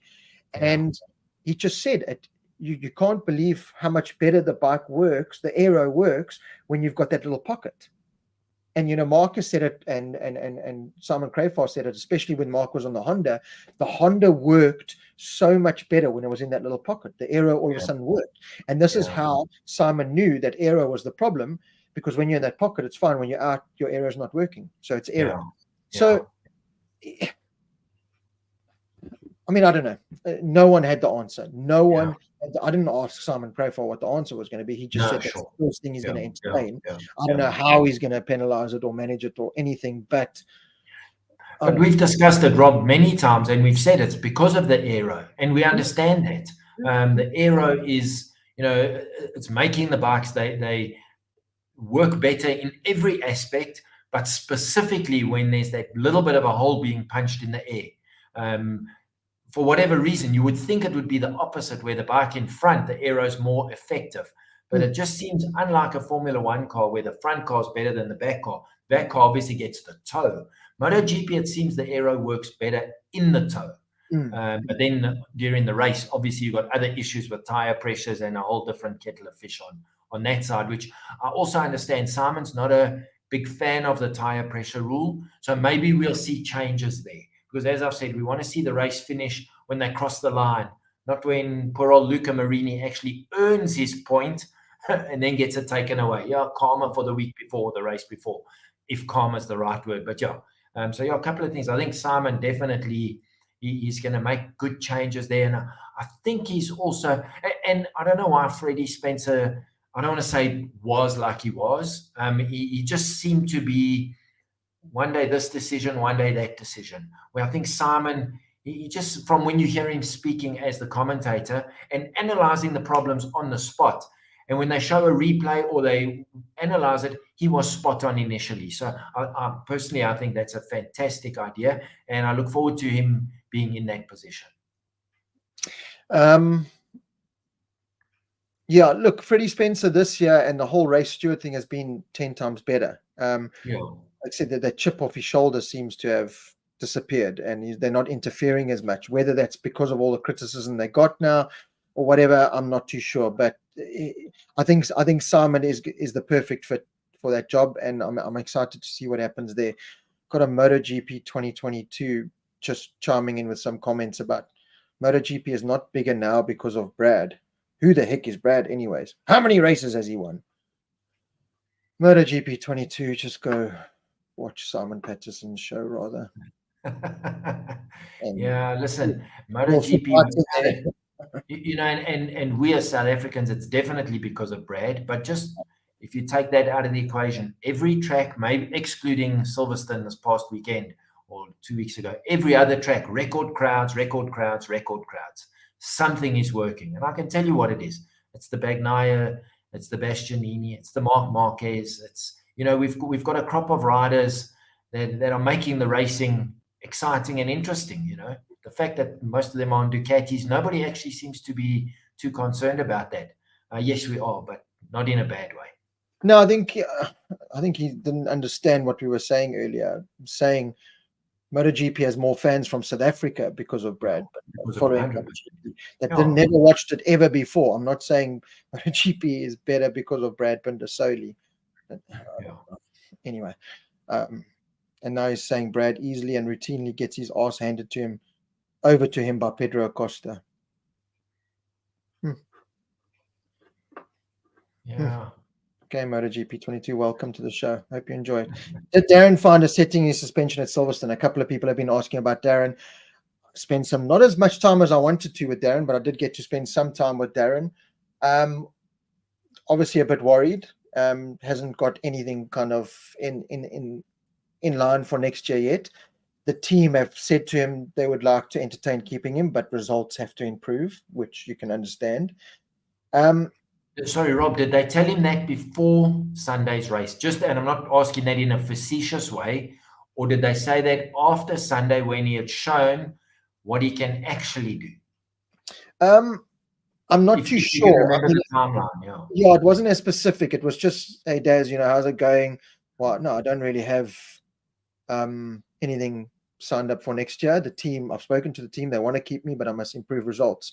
I would pretty much gather that was over the summer break, and it's like from Silverstone onwards, you've got to have a better second half to the season. But, you know, it was frustrating in many ways because mistakes were made, and I don't want to implicate anyone or go too deep into it and get, you know, say the wrong thing or anything. But I think mistakes were made from the team's part. I think there's some schoolboy errors from the team's part that were made that hamper Darren's progress. And remember, every lap in practice and everything counts at that level. So if you're going out there and you're doing the 10, 15 lap stint and your suspension's been done wrong or something's been done wrong, you've wasted all that time. You've wasted crucial time in development. What really impressed me with Darren again was, I mean, Darren always puts on a brave face. I could see he was putting on a brave face, but inside he's going, obviously I'm shitting myself because I don't have a ride. I want to be here. I know I deserve to be here. I just need to find that something. And, you know, like I said to him,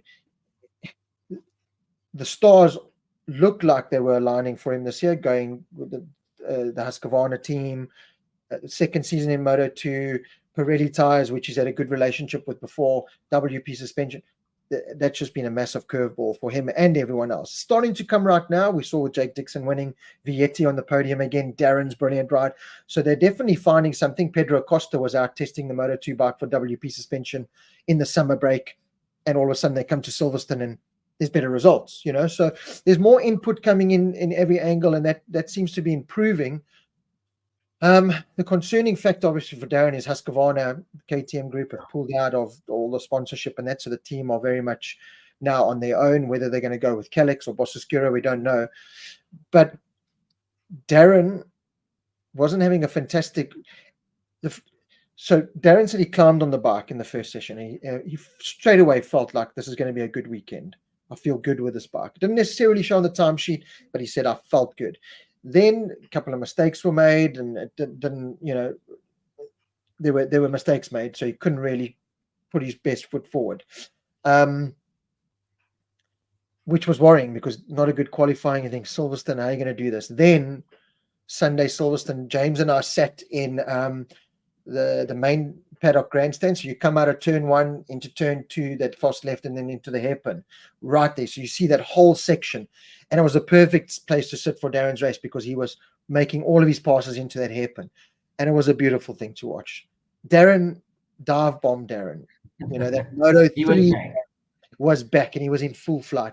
He was miles back. You know, we would watch and I'd go, oh, no, he's too far back. He's not going to make a move. Next minute, you just see this Darren Binder pull out, make his own line on the inside. And I was just like, you know, obviously there was that that hesitation of you were waiting to see this kind of like front tuck in that, but it was great to see Darren ride, and afterwards he was happy. Let's just hope that they found something now.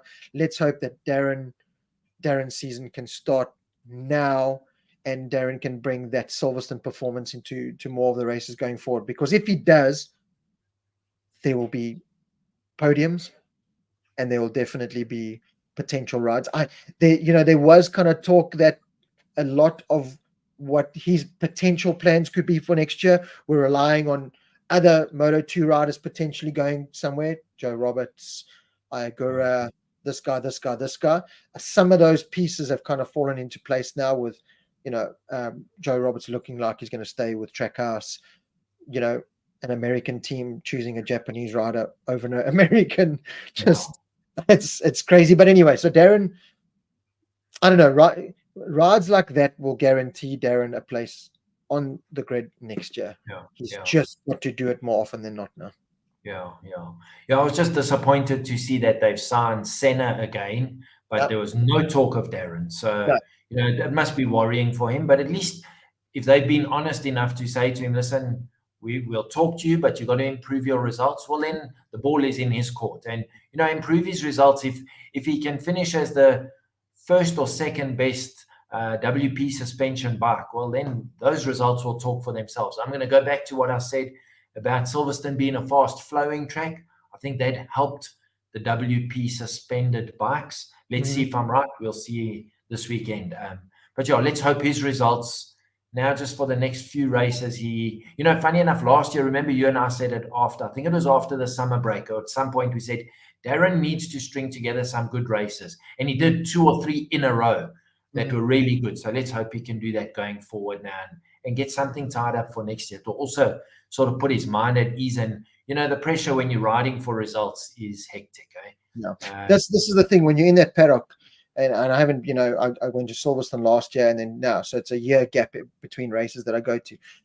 I forgot the pressure that's involved in that paddock. When I did that string of 13 races, you can understand it and you own it and you realize everything that's going on there. When you have this break, it's easy to fall out of that mentality and go into this, what's he doing? Give me that bike. I'll do a better job. And everyone thinks they can do a better job. Then when you're there again and you're sitting on that grandstand watching how fast the guy at the back is going, the guy in stone last, how fast that guy's going. And you're going, okay, hang on. Oops. Never mind. I'll sit you on the grandstand and watch rather because absolutely. Anyway, it was positive for Darren. As I said, I could see that there was a bit of, and understandably, there was worry within Darren. He doesn't always show it. I think he takes a lot on. I don't think he shares as much as he should. I don't think he talks as much as he should to get some of that pressure off him. But he certainly did what he had to do that weekend. There's no doubt about it. So let's hope and see. Colin Vaya is being promoted to Moto2. Watch him. Vaya is going to, Vaya is going to Aya to replace Vietti. Okay. So that's correct. Guys in the couch who think they can do a better job will be blown away when they do the first practice lap. Andre Calvert. Absolutely. Like I said, it's humbling in some ways going to watch a MotoGP, especially being a pundit and a fan, because you do. It's easy to be critical. It's easy to say Nakagami sucks. And look, and when we say that, we always say with all due respect, because we don't mean it as the guy can't ride a bike or anything. It's just how many chances are you going to get in MotoGP before it's like, okay, well, someone else better going to do the job. And talking about the Hondas quickly to end off my point there was when I sat there and, as I said, you watched Remy Gardner even in Larson Shame. Remy Gardner was a glorified test rider. In that race, he had grip for 5 laps, and then I promise you, from the 7th lap onwards, Remy Gardner was smoking that rear tire. They obviously put him on some ultra new soft tire. And Yamaha just done a complete, try this package. And So again, I feel sorry for Remy Gardner, because even in his debriefs, it's like, listen, I'm just trying to take as much of this experience as I can. I'm a glorified test rider. I have no real shot. They give me a brand new bike every time. If that part doesn't work, they make me persevere with it, even though I've told them it's crap. So this whole judging World Superbikes to MotoGP because of where Remy Gardner finishes as a wild card is complete nonsense. But You were Honda. going to make a point about the Honda, yeah. Honda. So Nakagami comes in there and, can't really say too much because he's HRC and he's Japanese and he wants to be respectful. Mia comes in there and tries to pull the positives, but is negative more often in some ways. Marini, I really liked the way Marini did his things. He came in there and his first debrief on Friday, after Friday, was the biggest thing I learned over the winter was I must stop trying to ride this bike like a Ducati, trying to think this bike will ever be a Ducati. I need to ride the bike and change me to fit with the bike in the best way. And already today I've done that, and already we've seen better. And God, listening to that guy, he is so meticulous. You can understand why, and we've said it before, why Honda signed him is because I think of that, because he's so meticulous and he's patient. He's very patient. He's frustrated with the results, but in some ways, deep down, he knows he's not going to be a MotoGP world champion. He's in a factory team and he's going to try and improve the project. So, and he said, one journalist said, we've just spoken to the Yamaha riders and they're very frustrated that every time they go out, it's a new bike and new this and that. Is it the same with you? And he said, no. If I come in and I say that doesn't work, we throw it away. We don't persevere with it. We throw it away. We don't waste our time. You put something on my bike that I feel works, I'll persevere with it to the point. If it gets to a point where it's not going to work, we throw it away. We don't ever go back to anything. And this is where the bit of the headbutt came in. Because he said, now finally the other Honda riders are starting to go my path. Kind of instigating that Zarco, Nakagami, Mia were doing that, go back and forth, back and forth, back and forth. And Mia saying, no, it doesn't. I mean, Marini saying, no, it doesn't work. Forget about it. Throw the thing in the rubbish. Yeah. And now he's saying, now they're starting to believe me because he went with the slower engine. Zarco went with the faster engine. And Marini was the faster rider.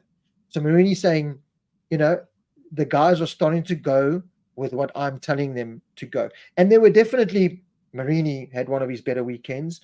Honda was they're still nowhere. Listen, they're still nowhere. But there were positive signs. And Marini, I was, you would expect the Marini to come in there like this. He's come off from finishing on podiums, qualifying pole, to not scoring points on a Honda. He could quite easily come in there long lip. He came in that every time into that debrief, proud. Okay, right. I'll answer any question you want me to answer. Bang, bang, bang, bang, bang, bang. The other Honda riders like Nakagami, Shama, I said to him, because he's like, all 20 journalists around most of the riders, Nakagami and Oliveira get 3. So you kind of sit there and the press lady goes, right, any questions? And no one. So, oh, shame. I'll ask you a question. Yeah. And I said to Nakagami, right, out of percentages, out of 100%, how much are you here riding around the track racing and how much are you testing? And he said, well, this weekend, 70-30, 70% testing, 30% racing. How do you do that? Yeah. And you can see he said it like, I want to go ride this bike as fast as I can and compete, and I can't. Yeah. Like deflated. Jean-Mi in some ways the same. Zarco's just can't understand why it's not as good as it should be. He's like, but this is Honda and we should be going better. Why aren't we going better? So Marini was precise and kind of had answers. Zarco was a bit of kind of, I'm not too sure, doing the whole back and forth thing. Mia doing the whole back and forth thing, and Nakagami just going with the flow. Listen, okay, Honda pay me to be here just to do laps. I just ride around doing laps. So, yeah, the Honda and Yamaha, there was a bit more positive from Honda because of this Marini direction and the Marini thought pattern. Yamaha, Rins was out again, so there's no development from that side. You got Remy Gardner riding at the back because Yamaha are just throwing things at him. Your Carl Crutchlow's nowhere to be seen. I don't know what advantage it is having a rider that can't do laps because he's injured. They're talking about Augusto Fernandez. I suppose, like we've always said, rather have a current rider competing rather than someone who hasn't been in a while in the way of Carl Crutchlow. So yeah, still worrying signs for the Japanese for sure coming out of that weekend. Yeah, but a very positive thing, and you've said it many times about Marini. You've said, and you obviously from your time there when you did those 13 races in a row, you've seen that he's meticulous. And maybe now it's taken them 10 races to realize that maybe what he's saying is correct. And maybe now, and I believe they bring in a new engine specification for this weekend. And then, they got 4 weekends in a row at Misano. So maybe now, and as he actually said, it's not the best track for doing that. But if they start following one direction, maybe that's going to be a little bit more positive. And that's good to hear. I'm actually quite pleased to hear that, yes, they're still hovering at the back. But suddenly, if you get 4 guys working in the same direction or predominantly in the same direction, maybe things will start to improve then, It seems like he's taking charge of this project. And I think that's what they actually needed. Well, that was the biggest thing I took out of the whole Honda exercise, was how assured and confident Marini was of his answers. He didn't sit there pretending this and going and he was this. You asked him a question, he went bang, bang, bang, bang, bang. That question, when he went straight, no, if it doesn't work, I don't want to see it on my bike again. Do not show me that part again. And that's a big statement to say to the Japanese who have won all those titles, to say, shame, you've spent all this money and all this time developing that thing, throw it in the dustbin. That's what Honda need. That's what Yamaha need. And Wayne Taylor has brought up a good point, and this was where I was going to finish off the show for you, because we have to bring it in to entertain you, Paul. Because I've sent your son Jack Miller cap home with James. Thank you. But Wayne Taylor says maybe Yamaha do need a Jack for a couple of seasons, and there's talk that Jack could be signing with Pramac Yamaha. Don't think Fabio is a development type of guy from my couch point of view. Wayne, you have hit, I've said this, I think I have said this many times. Fabio is not a development rider. He doesn't develop anything. He wants to climb. Give him a fast motorcycle and he'll ride it fast. Pecco Bagnaia last year said, I'm not here to test your motorcycle. Do not throw parts at this motorcycle that I must test. I'm here to race this thing as fast as possible. Now, there are those riders that have that mentality, and you can't break it, and you won't break it. And there's some that have the testing side to them, that feel, the Danny Pedrosa, those kind of guys. Jack has brought a lot of positives to the KTM project. Speaking with Brad's side of the team and that whole environment, he has. There's no doubt about it. Things have dropped off. Looking internally there, things aren't as tight-knitted or as involved on Jack's side as it is on Brad's side, let's just say, from what I see. Maybe Yamaha need a Jack, but an unhandcuffed Jack. A Jack to come in there and say, Marini, nah, get rid of it next. Get rid of it next. I don't know. They need that honesty. And that, as you said, it was a big positive as a Honda fan, as a critic of Marini, going, well, what are you doing, my bud, riding around a back? Out of that weekend, I went, he is Honda's best tool. He is Honda's answer. Not answer, but he's certainly a piece of that puzzle to the answer, rather than the Zarkos and everyone there going, I mean, for Fabio to sit there and go, yes, it's frustrating, that I'm not riding the same bike. But at the same time, are you, Fabio, are you being honest enough? Or, do you have the feel to say, yes, this is not, are they doing it to you because you're not being a Marini going, no, because throw it away, it doesn't work, next. Are you letting them go bang, bang, bang, bang, bang, bang, bang? Don't let them do it then. Do not let them. And in some ways, we've spoken about it before, do KTM go, right, enough now. This is the best results we've had with this Qatar bike. Okay, let's fine tweak this. Brad, you've got to fine tweak yourself. But we are not doing this anymore. Forget it. End it now. I don't know. Yeah. Listen, it's nobody knows. Going back to the Yamaha story, maybe with Lynn Jarvis moving on, that could also. I've always said that's part of the reason that I think they're stagnant. So on that point, who do you think are going to be the 2 Pramac Yamaha riders? Oliveira and Miller. You For think sure. it's going to go? So they're going to get two, I'm going to say old dogs, two experienced riders who haven't performed at MotoGP level, as good as they are, and no disrespect to them, they are in the top 22 best riders in the world by miles, no doubt. But by their talent, they haven't performed. Not on any of the machinery they've been on. On the odd occasion, yes, I would be disappointed. And if I had to choose one of those two to go to Yamaha, I do think Jack is a better development rider than Oliveira. So possibly Jack deserves it. But then I would prefer to see a Sergio Garcia, not David Alonso yet, but a youngster move in and breed a youngster with an old head. So they get in the best of both worlds. Because what I think will happen if your selection is right, and I'm going to say 99%, that's the way it looks like. You're possibly going to have two riders and throw Quartararo in the mix, three riders almost squabbling amongst themselves because they're all experienced. They all believe they're faster and better and know more. We just take Pedro Acosta as the example, beginning of this year. Nobody expected him. He had no expectations, and nobody expected him to upset the apple cart in those first 3 or 4 races.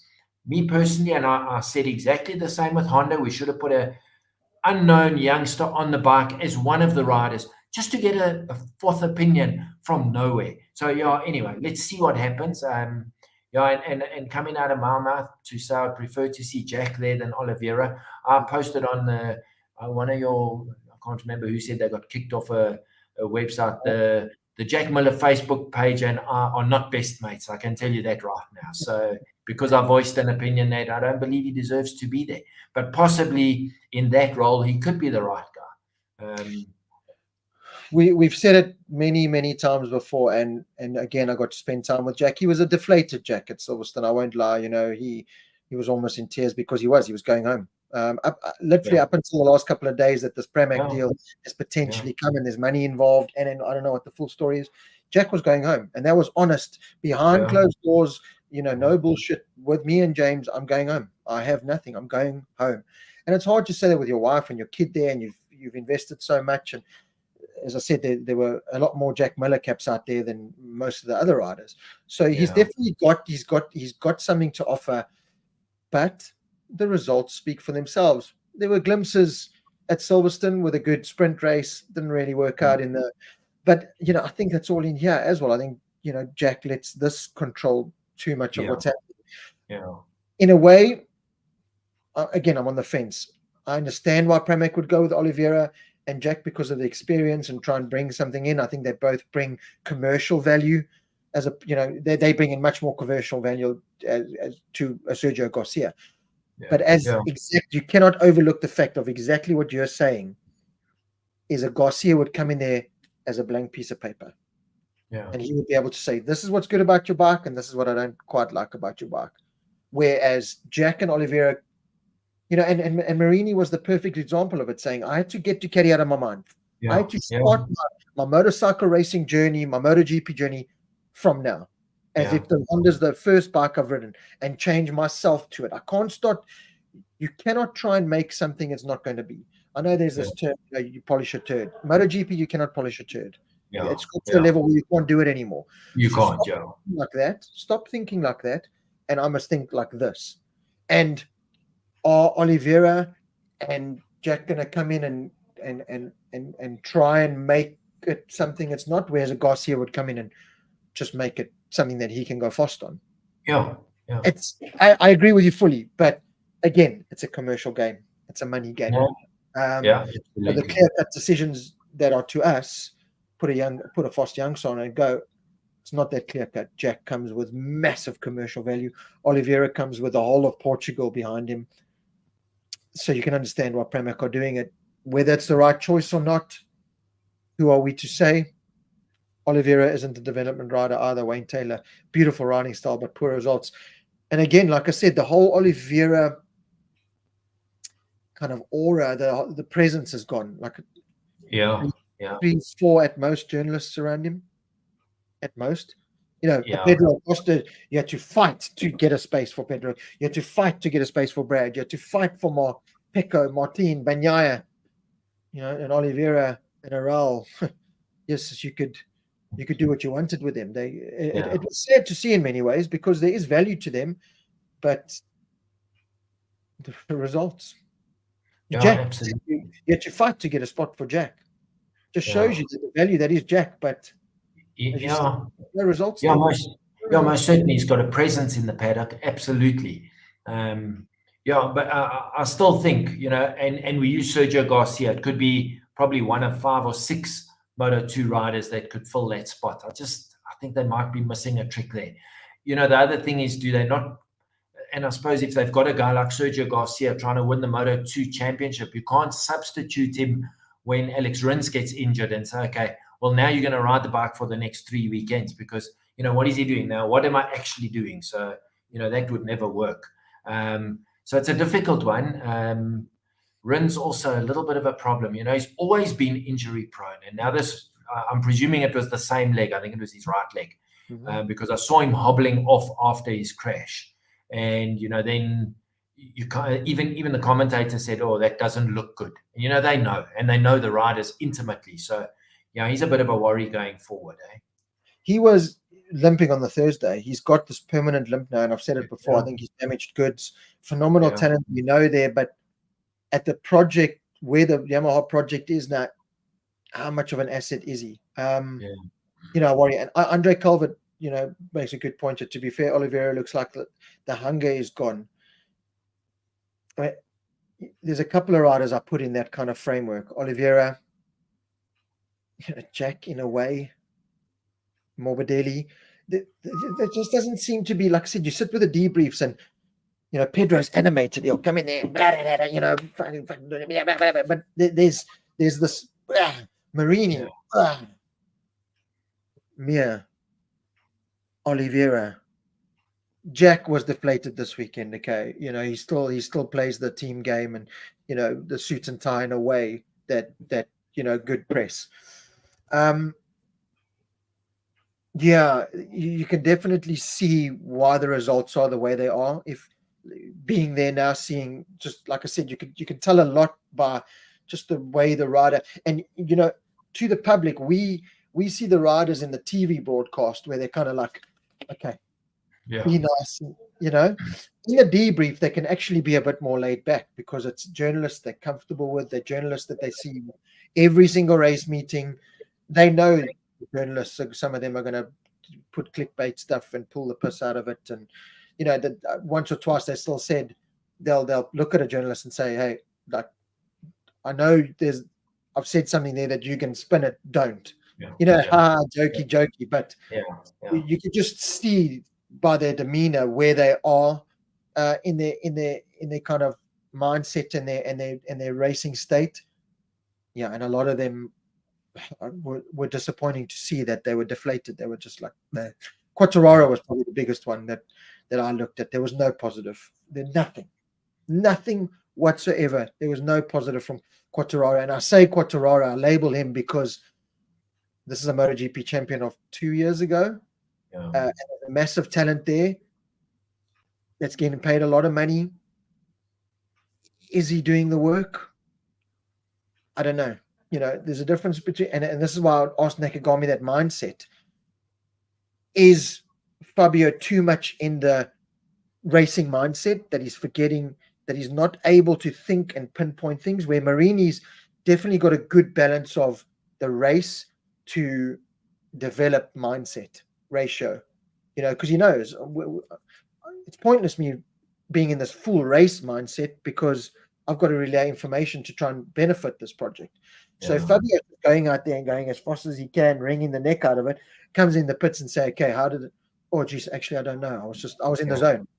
No, it's great that you're in the zone, my bud, but we need to need to develop this bike, And Remy, how much information is Remy honestly going to give? That's why I don't understand.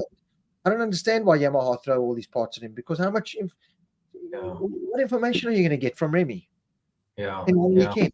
I don't, just put him on a bike, a setup, and let him go that whole weekend and see how it progresses. Does it go better? Does it go worse? Rather than this up and down. Anyway, it's we can talk all day. Top rack in Yamaha would be incredible. Nadim, I plead with you. I plead with MotoGP to get Toprak into MotoGP. I don't care what anyone says. I've put my foot down now. People can argue with me until they blue in the face. Toprak is spectacular. He has taken BMW to another level. He has taken Michael van der Mark to another level. He has raised Michael van der Mark's game. He was only one who could make a Yamaha go fast. A 6-time Johnny Ray world champion cannot make a Yamaha work. He was competitive on a Kawasaki. Whatever he touches, I don't want to say turns to gold, but it certainly goes better. And I think he will and improve things. And certainly now the rumors are swelling again about BMW coming back in, and straight away MotoGP put out a thing saying 22 bikes on the grid. No. You know, are they being short-sighted about this? I don't know, and I didn't read the article. I don't know their thinking. In my head, I'm thinking, if BM want to join the show, please bring them. Look what they've done in World Superbikes. Might take them 3, 4, 5 seasons, but they will get there. But suddenly this short-sightedness that, no, we've got 22 bikes on the grid, 2 need to leave if BM want to join the fray. But the good thing is, I think BMW are very serious about it. You know, a couple of years ago, there was the rumor that they were going to maybe buy Suzuki's, whatever, and nothing came of that. I think this time there's definitely more fire than smoke, because it's popped up all of a sudden, and I think it's due to Toprak, and I think he's maybe saying to BM, I'm delivering, now you better deliver, because maybe behind the scenes that was something that was discussed to keep him there for next season. So yeah, let's see, but certainly he's lighting up the Superbike world. Absolutely.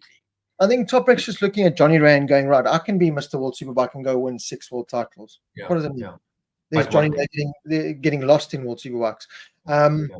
Yeah, BMW have just bought Suzuki's data, Andre Calvert, as you said. I don't know why Dorna would make that move, but on that subject, and Oli Moto, Toprak should 100% be in MotoGP. It's a joke that he isn't. Oli, I'm sending you a Mark Marquez cap for that comment. Well done. It's your award. I'm sending you a Mark Valentino Rossi. Signed by Valentino Rossi. One thing, and I can't help but being skeptical, when I walked in that paddock, it is a beautiful sight to see all those big race trucks and everything. I do worry how long that'll be able to be sustained with motorcycle sales literally in the dumps. I know these press releases come out that Ducati have sold more bikes than ever, and KTM. It's smoke and mirrors. I'm in it now. It's what I do as a full-time job now.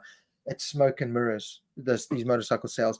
KTM are pulling Husqvarna and Gas out of all these for financial reasons. There's no other way. They've overcommitted in many ways. They're not selling enough bikes to warrant this. And I look at that and I go, how many KTMs do you have to sell to put on the 75 million euro a year show? To have 4 full factory KTMs, which means you have 8 bikes. Yeah. With all these trucks, with all the riders' wages. Yeah, I know there's sponsorship and that comes into it. I looked at that and I do worry. And this is why I don't understand why Dorna wouldn't block the door for BMW to come in. Suzuki left because of that exact reason. We do not sell enough Suzukis to warrant us being in MotoGP. Sorry, goodbye. BMW are saying, okay, well, you know, we'll take the risk and do it. Yeah. And you want to block it. The dumbest thing. It's easy to see. Look at our local showrooms, Andre. It's Andre, and the same's happening here in the UK. UK is a massive market to the world. And I sometimes forget that, even being involved with Zero Motorcycles, which is the electric, and it's not a Honda or a Ducati and anything, but I sometimes forget the position I'm in the biggest market. They like look at me and our market as the answer, and you're like, Jesus, if the UK is suffering, what is the rest of the world doing? You know, so I did cross my mind when I looked at that beautiful show and everything, and I went, well, how much longer is this gonna? How much longer is Aprilia going to be able to commit that? You know, they don't have big sponsors. They've got Aprilia on the side of their bikes. KTM are lucky they've got Red Bull money, but again, Pitt's got to answer. You're right. You're going racing for 75 million a year. First of all, where's the results? Yeah. Second of all, okay, that's enough now.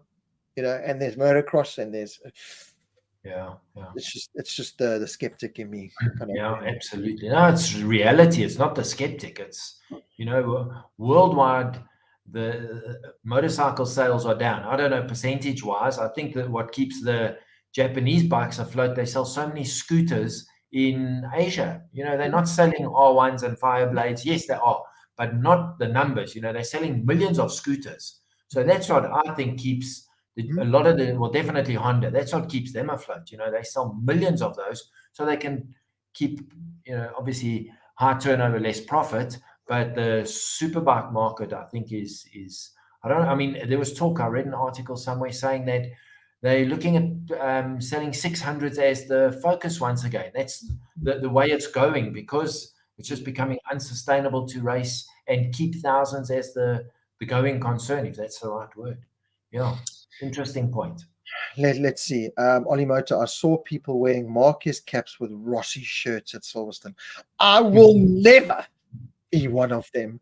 Puke face emoji. that is a weird combination, I must say. That's weird. Yeah, that is a very weird combination. Those are the bipolar people in the grandstands. Yeah, to pull that off, you've got to.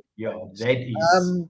Anyway, Paul, it's been a great show. I am sweating like a piece of cheese on a windowsill here, because we've had 32-degree weather, and it's just, I don't know what it is. I don't know if it's because of acclimatized or something, but the 30-degree or 28 or 26-degree sun here, it kills me. We've got 6 million fans on in this flat that in winter cannot keep 1 ounce of heat in it, but all of a sudden in summer keeps every bit of heat in. And it's I just don't understand what's happening. But yeah, I need to go climb in a freezing cold bath to kind of get this off. But it's been a fantastic show as always, Paul. I love it. Absolutely. Big thank you to every single one with all the great comments in that Andre covered. We have UK weather here in Cape Town. I don't know what it is. I don't know if there's a different feel, because the British say to me, "Yeah, but you came from Africa," and I say, "Yeah, but I could handle 28, 30-degree weather in South Africa. I could. It didn't feel like this. I didn't. It's like that Durban humidity. Yeah, that humidity. Yeah. I don't know what it is, but anyway, it is what it is. But yeah, thank you to every single person for the comments. What a great show. Always love it. You need to come to Brands Hatch in October for BSB, the final round. It can be 20 degrees 1 year and 5 Celsius the next. Ollie Motor, I made a real good contact through James and Brad over the Silverstone weekend, and it's Paul Bird Motorsport, his ex-wife and his son, who now run the team, Paul Bird Racing, which is Glenn Owen in BSB.